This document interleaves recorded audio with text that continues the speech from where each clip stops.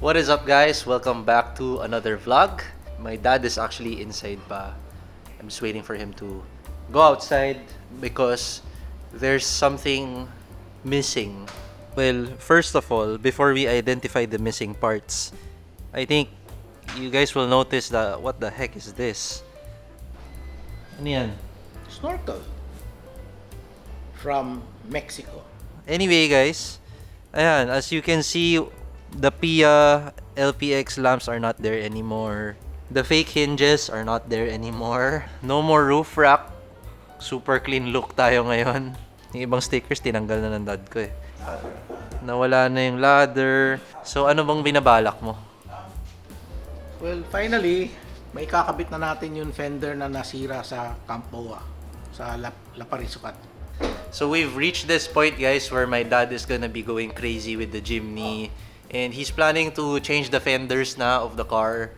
And hindi lang yon kasi may balita ko may balak daw siyang palitan yung color ng car. Bakit dalawa yung color? Ay, wala, mga sample swatches lang yan. So what color is the car gonna be?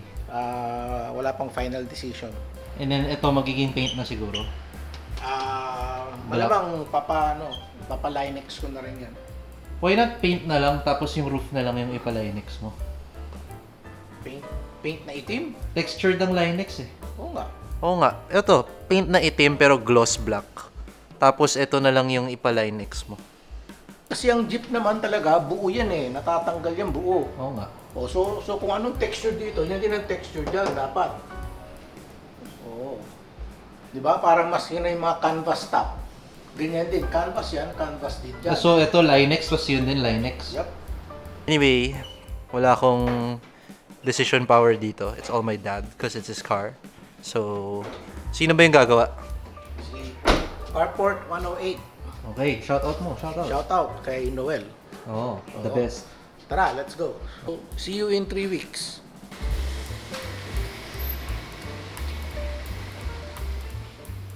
Three weeks later. What is up, guys? We are back, and as you can see, Project Jeepney is behind me, as well as my dad, who is here.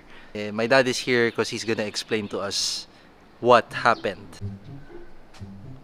But, well, finally, we got to install the fenders natin na nasira nung sa trail. Oh my God! Punit! Durog! Body damage. Pwede pa yan. If you look at the fenders, guys, those are not OEM fenders anymore. Those are car style Japan fenders. And as you can see, they are wider. Ayan oh, meron siyang parang ano dito. Ayan, extension. Tama, di ba? Mas wide ng onti yan. A little bit lang. So yun, guys, these are the car style Japan na fenders. And my dad and I talked about it. Sabi namin, it's cleaner pag naka-flush siya to the body kaysa yung naka-rivet. So ayan, ito flush na talaga. This is wala nang balikan yan, guys. Yan na talaga yan. O kasi, ang original nito, may mga screws dito yan eh. Oo nga eh. Pag may screw kasi, hindi malinis tingnan. So, ayan, talagang pinermanent namin dun sa fender. And what the best part about it is yung ano natin, yung ano tawag dyan? Fender liner. Liner. Oh, sila ni Noel from Carport 108 did all the work, by the way, guys. Kinat nila yung OEM na fender liner para makabit pa rin siya dyan sa wheel well, and it looks really, really, really clean.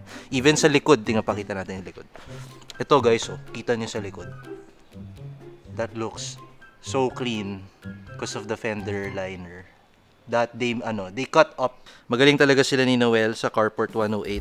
They also did yung rear bumper ng GR Yaris ko, and we're really happy with their work. So ito, guys, this is a full view of the new paint ni Project Jeepney. As you can see, hindi na siya mukhang yung parang flat na gray. It's shinier and darker. Almost silver looking gray siya pag under the sunlight. Pero pag sa dilim, iba rin yung itsura niya eh. Pero what's nice about this, guys, is when my dad and I were choosing the color, yung dad ko talaga yung pumili ng color. Gusto niya gray. But if you look closely, meron siyang parang ano, glitters na sobrang liit. So ano siya, metallic finish siya. That's what makes it very different from the OEM paint. And the way it shines talaga, as in, I don't know if the camera can capture it, guys, pero the way it shines in person, whether sa whether under the sunlight or sa dilim, iba rin yung look niya. So you guys really have to see it up close and personal to really appreciate it. Magji-Jimny Fest ba tayo? Siyempre, ang alam ko, up to this date, more than 100 Jimneys are attending. Ayun guys, so Sa ano tayo? Crystal Beach, Zambales. Tapos dadaan pa ng Mapanuekwe. So if you guys want to see yung paint ng Project Jeepney up close, yun. Sa Jimny Fest tayo magkita-kita. Ito yata, hindi natin naipakita pa dati. Oh, may bagong mods yan. Oh. So, teka lang. Focus tayo sa exterior muna. So, yan guys, new paint, new fenders, and then ito guys, last time I showed you guys this snorkel, hindi pa siya naka-Line-X. So ngayon, naka-Line-X na siya. Line-X is this coating that makes it extremely durable. So kahit pukpukin mo ng hammer, hindi yan masisira, di ba? Saka hindi lang yan naka-Line-X. Yung buong bubong natin naka-Line-X na. Yes. So, di ba nga, what makes Project Jeepney is this black area here. So, what my dad did, pinalinex na niya. Ayan. So, permanent na yan. And then, at the same time, yung roof, ayan, ito, pinalinex na rin niya to. So, pati ito, yung, Rain gutter. yung rain gutter. Everything is now Line-X'd. My dad is really crazy. Talagang wala nang balikan yung mga mods na yan. Meron tayong rock slider heavy duty from Jimny Bits, UK. Jimny Bits, UK? Yes. Ayan guys, yan yung rock slider. Literally for sliding rocks yan. So maganda dyan, pwede nyo rin siya guys gamitin as tapakan. If you have to store something, kunyari you have a roof rack there. So Project Jeepney right now is really bare because my dad had to take off everything for it to be repainted like this. And ano pa ba? Yung front runner na ladder, pinalinex ko na rin.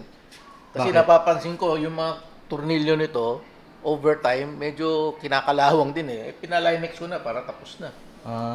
So permanent na rin tong screw. Yes, permanent na. Hindi mo naman wala ka naman balak talaga magtanggal ng screw nito eh. Okay. So guys, if you wanna see the stock color para lang for comparing, ito yung stock na color. Yan. So, yan, flat gray. And then, if you move here, bang! Iba yung kulay. Di ko alam kung napipick up ng camera. Pero ibang-iba yung kulay, guys. Ayan, ayan, the door versus yung dun sa loob. Magkaiba talaga. So my dad went a few shades darker. And then, yun, nag-add ng metallic flake for that, special look. Yung paint talaga yung nagdadala. At the same time, yung fenders, malinis din, kakaiba. Kasi, I don't think may nag-pair pa ng fenders na to with the, the Jeep look na may black na dyan. Oy, tsaka meron tayong bagong gulong. Ha? Bagong gulong. Ang bagong gulong. Andali, kunin ko. Nako, patay. Ano yan? Ito yung Steelies from Japan na paint match sa sa body color. Bakit yan? Di ba downgrade yan from TE37? 235 to. Kahit na. Mas malambot to ang ride nito kaysa dyan. Pero TE37 yan. TE37, hindi. Ito yung namin, pambugbog sa trails. Bugbog Kasi sa trail. kawawa naman yung TE37 eh. Diba? So pag magte-trail tayo, ito ang gagamitin natin. Ayan o. How does it look from afar? Kayo guys, mag-comment kayo down below what you guys think of the look. Adik yung dad ko sa Line-X guys. Pati ba yung shovel ni Line-X na rin niya? Para forever na, forever. What are the plans for Project Jeepney? Meron pang iba. Maglalagay pa tayo ng cabinet sa loob. Ayan guys, anyway, this is the new look of Project Jeepney. So, you might see my dad on the road. Just honk your horn and greet him. I don't think may ibang jeepney na ganito yung paint. The paint is really nice. Ito rin, pinabody color na natin. Ha? Di ba yung meron tayong marker lights na itim dati? Oh, so Jaos ito- yan, di ba? Yes, Jaos. Do you guys like the look of the grill without the lights in front? Let me know in the comment section. My dad's gonna for sure put back the PIA LPX lights there because it's really helpful at night. So ayan guys, the sun is shining on the paint and you can really see. Wow, it's really nice. If you enjoyed this video, please like and subscribe and click that notification bell so that alam nyo kung kailan may mga bagong vlogs tayo. Yun. So, see you in the next vlog. So guys, my dad forgot to say na naka-body color na rin yung side mirror.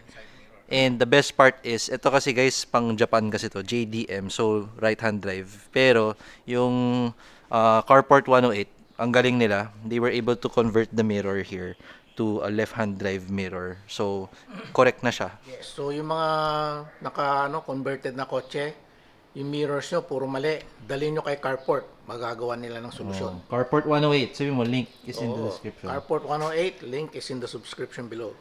Description! Link is in the description below. Okay. Yun, galing nila.